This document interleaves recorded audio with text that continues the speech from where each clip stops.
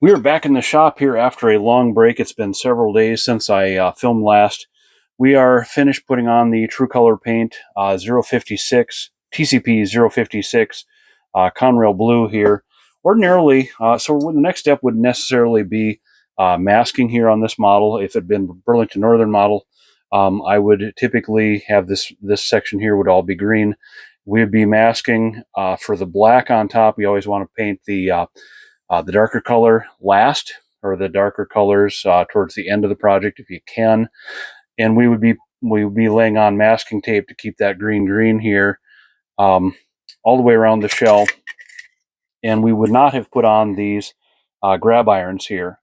I would have left those off until after the paint had been applied and masking tape off and all that type of thing. But there's no need to mask here. This long hood and cab is going to be all blue. The only real masking we've got to do is this project calls for the step wells and pilot ends to be black and the side sills here to be blue. There's a little bit of masking here on the other side. So this blower housing here, the blower ductwork, we'll leave that blue here on the very end, if you can see that. And then the top of the running boards will be black. I'm not sure exactly. Probably they turn black pretty quickly anyway, even if they were originally blue. Burlington Northern had the practice of applying anti-skid, and from what I've heard, they applied it with a broom most of the time. So it wasn't exactly. In real life, there was some messiness. Probably some of it got on the hood at times. But we're going to be able to get a real clean paint separation here. I'm not sure if Conrail actually used that or not, but I'm sure it turned this blue paint, even if it was left blue, it probably turned dark pretty soon into the service life of the locomotive after the paint job. So we're going to go ahead and make that black, and it just looks better to me anyway. So again, we're going to be masking here along the side sills, and this little piece on the end ductwork here, and on the opposite side sill. All the rest of the running gear here is going to be black.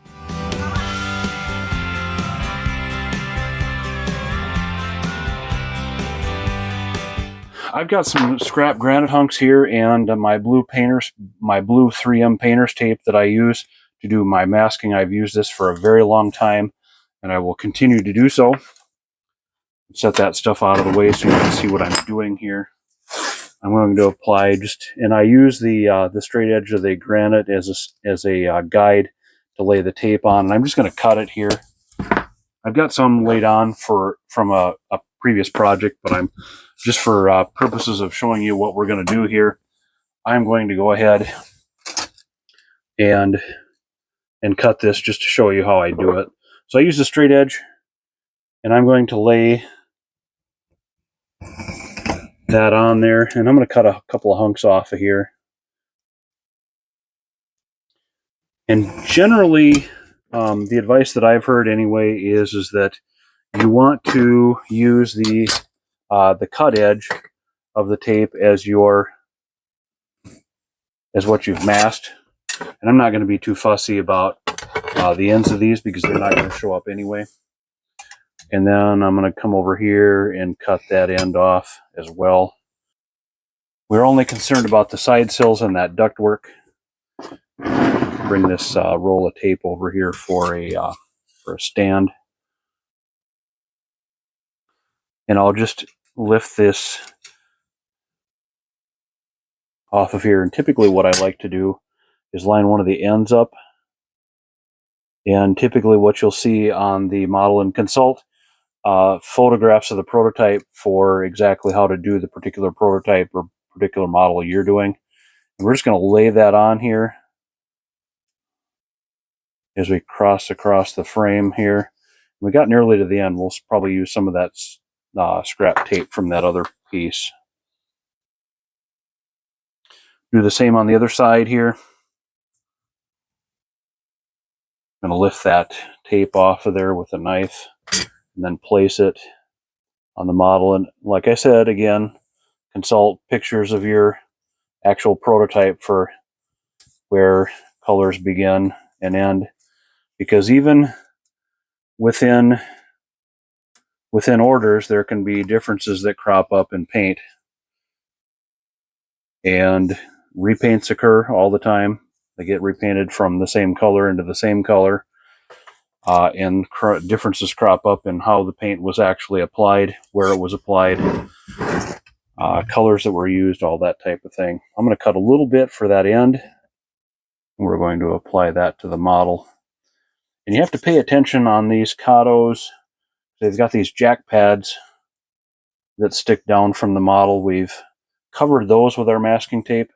You see inside here, and we probably, there's your jack pad, 2 of them there, and 1 on each side of the other end. Typically what I like to do is, if I want to leave those the color of the body, I'll just apply a piece of tape down around that to make sure that doesn't get painted. And I'm going to take a piece of tape here to do just that.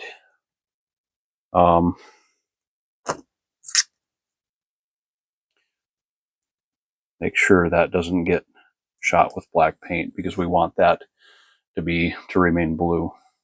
In fact, I want to cut that actually.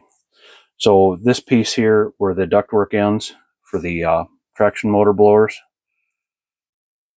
we're going to just insert the knife into the tape and run that across, and then we're going to use that to come on the end of the blower duct here. So you see how I've gotten the tape around the end of that blower ductwork there. So we're on to our next step here, which is to mask that or burnish this masking tape down. And typically what I'm going to do is I'm just going to run sort of the point of the toothpick, and you can use another tool as long as it's blunt and maybe somewhat soft, just to get that tape down on that corner. We're trying to avoid rolling the paint over too far onto the surface that we want to have black on. And we just want a very, very, very sharp joint from the tape to the model here. The bottom doesn't matter so much because that's going to be black anyway. Don't really care. Nobody's going to see that underneath there. Jason Schroen might care, but I don't.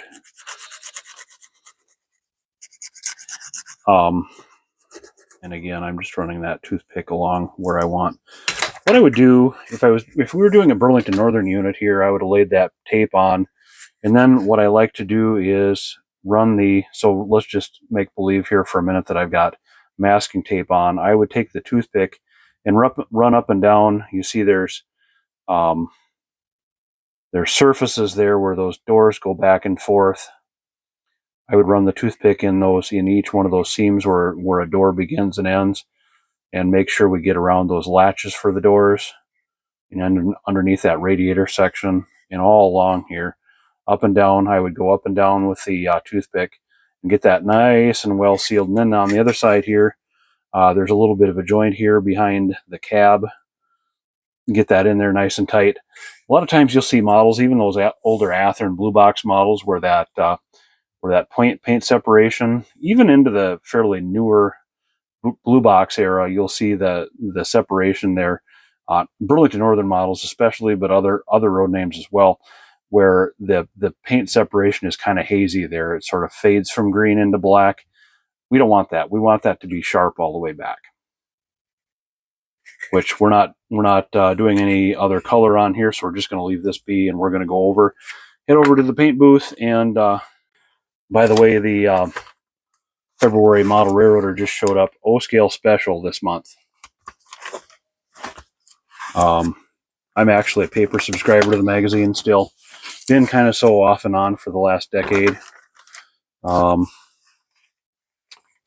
We've got Eric White at the helm now. I think he's doing a good job. Seems like the editor of Model Railroader has been a revolving door for some years now. Just give you an initial reaction to some of this stuff that's going on. I was unaware that there's going to be another big boy. N-scale big boy from Kato. Too bad Kato is mostly left HO scale. So for those of you who might be interested in my indoor airbrush configuration, I'm basically using the same configuration is outdoors. But this small homeowner compressor here, this is just a box store compressor, nothing special about it. It's a small homeowner model. It's really noisy. It's tolerable for the short amount of time that I use it in here. This is, again, this indoor setup is only for acrylic paints. I do not use any oil-based or any lacquer-based paints in this setup because I do not have a way to vent the fumes outdoors. I did at our old house. That was 10, 11 years ago. And I was able to vent that out of a paint booth through a dryer vent and outdoors. But I don't have that luxury here. We're basically inside of a concrete box. So I'm only painting acrylics anyway, so I can stand to just let that slough off onto the newspaper here that we're using as a drop cloth. So I'm painting this time with a Tester's Acrylic Model Master. This is a gloss black or a satin black that I'm using. For cleanup, I've got straight water and Windex and some gravity cups. I've got my airbrush hooked up here, and the compressor is set, the regulator is set to about 40 pounds. Pour some paint in here. We don't need very much. This stuff is very thick and goes on quite nicely, in my experience anyway. So what we're going to do is, again, as I said, I like to aim to have the paint flowing before we hit the model. And you got to be really careful around those step wells.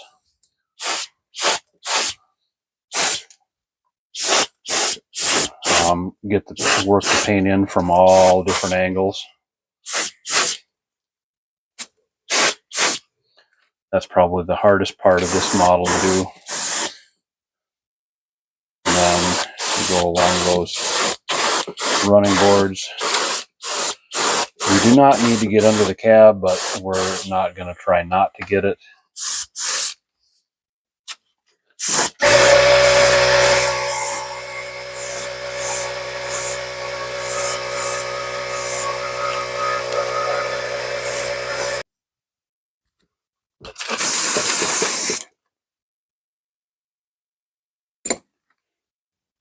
So then we start to clean up here. We pour the excess paint out of the gravity cup back into the paint container. We'll cover this paint container with a little piece of saran wrap and then run a bunch of water through the airbrush. Get that nice and cleaned out. And I unhook it so we don't actually have to run that paint up through the nozzle. So we can begin actually cleaning a little faster. Again, as I said, we'll cover the fresh paint itself with a piece of cellophane or what do you call that, saran wrap, to keep that fresh and from drying out like the other bottle that I opened earlier this afternoon. And again, we'll cycle a bunch of water through here, intermixed with Windex. This is really the best combination I've come up with. I've purchased airbrush cleaners for acrylic paints in the past, but really found none as effective as some Windex here. Cheap and very available. So then we'll go over to the bathroom and rinse the airbrush out under the tap water and with the gravity cup as well, and we're done with this phase of the project. I did forget to mention here that I ran a bunch of high pressure air through the airbrush after bringing it back from running it underwater and the tap, just to get that the innards of the airbrush dried out.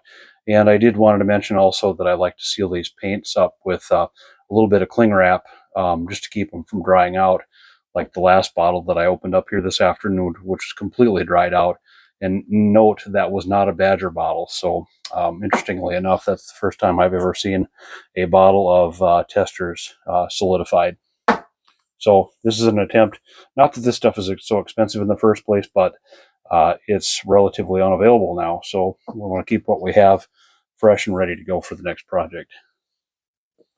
So now we get to do the exciting part of this phase of this project, which is take the masking tape off. And the paint is cured enough here so that I'm not concerned about any smudges or anything like that. But we're generally going to be kind of careful to roll the tape up sort of in the way that it came off of there. And you see we do have a nice clean separation there. And same with the engineer side of the, oh, we did get some paint came with the tape, so we'll have to go back and touch that up, but I'm not too worried about that. See on the side sill here. And that masking came out good enough there on the end of that blower duct. So that's disappointing, but that's easy to touch up there. That's not a difficult thing at all. Ordinarily, before decaling, a last step of mine would have been to shoot the paint glossy here. On most of the Burlington Northern, my favorite paint for Burlington Northern green is the Poly S BN green. That's becoming less available, but those Poly S's go on pretty flat and generally are not good for laying decals over. You'll see the decal film from over the top of the flat paint. That glossy film will stand up, but here in this case, this is a pretty glossy finish here on this blue that we've put on. So I'm not going to bother with any gloss coat on this particular model. So to most of you, it's probably obvious where we're going with this engine between the paint color and some of the detail parts we're applying. Hope you'll take a look at the description. I've got a link down there that shows you all the steps in this project, from basically undecorating a BNSF Kato model that we started out with, moving through applying detail parts, applying primer, paint here today, and then eventually we'll get to DCC installation. We'll get to decal application, some weathering, and then some final assembly and some final thoughts. So that's where we're going to pull the pin for this episode. Hopefully you like the content here. If you did, hit that like button, subscribe for more, and hopefully I'll see you in the next one. Bye, guys.